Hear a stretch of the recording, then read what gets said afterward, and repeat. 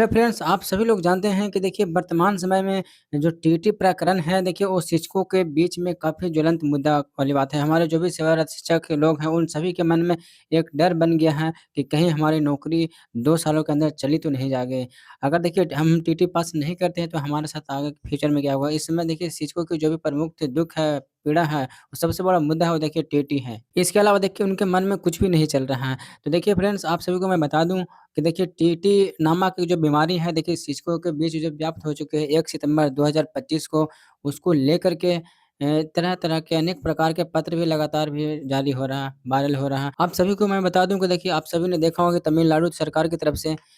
एक शिक्षकों के लिए सेवारत शिक्षकों के लिए जिनको टीटी अनिवार्य किया गया है, उन शिक्षकों के लिए स्पेशल टीटी का आयोजन भी कराया जा रहा है।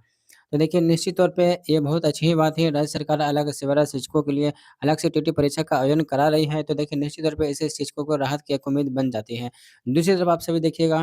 कि देखिए केंद्रीय राज्य शिक्षा मंत्री की तरफ से और उत्तर प्रदेश में जो बेसिक शिक्षा मंत्री संदीप सिंह जो हैं, उनकी तरफ से अलग-अलग पत्र वायरल हो रहे हैं। और देखिए जो भी तारांकित प्रश्न जो लोकसभा में पूछा गया था या फिर विधानसभा में पूछा गया था उत्तर प्रदेश के, उसके जवाब में इन मंत्रियों के द्वारा जो बातें कही गई थी, निश्चित तौर पे 1 सितंबर 2025 को उच्चतम न्यायालय के आदेश को ही प्रदर्शित कर रही है। लेकिन उत्तर प्रदेश से माननीय विशेष शिक्षा मंत्री संदीप सिंह के द्वारा जो पत्र का जवाब दिया गया है, इसमें उनसे पूछा गया है कि क्या टीटी से छूट देने के लिए उत्तर प्रदेश राज्य सरकार कुछ कर रही है? इस पर उन्होंने स्पष्ट कहा कि 1 सितंबर 2025 को अंजुमन तालीम ट्रस्ट वर्सेस महाराष्ट्र के इस केस में जो भी आदेश आया कि सभी शिक्षकों को टीटी देना अनिवार्य होगा। हम उस आदेश के खिलाफ कुछ नहीं कर सकते, शिक्षकों को टीटी राहत नहीं दे सकते हैं, क्योंकि उच्चतम न्यायालय का आदेश है। लेकिन देखिए आगे ही उन्होंने ये भी कहा है कि हमारी सरकारें अर्थात उत्तर प्रदेश राज्य सरकार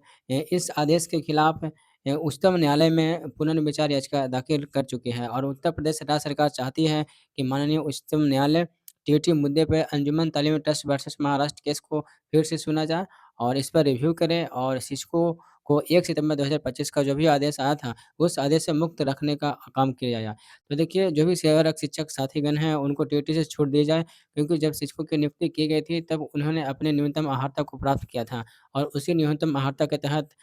आज वो 10 साल, 15 साल, 20 साल से अपना शिक्षा कार्य कर रहे हैं। अब जब शिक्षक के साथी इतने लंबे समय से